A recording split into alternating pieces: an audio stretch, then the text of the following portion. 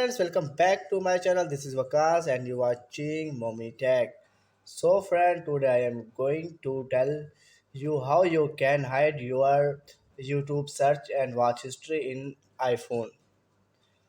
So friend, without wasting your time, let's start. First of all, friend, open your YouTube. Open your YouTube. See friend,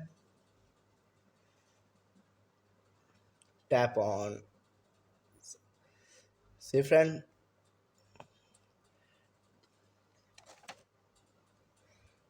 friend tap on, turn on incognito. So friend, incognito. So, so friend. Now it is turn off. See friend, turn off your account. Now you are anything in search bar.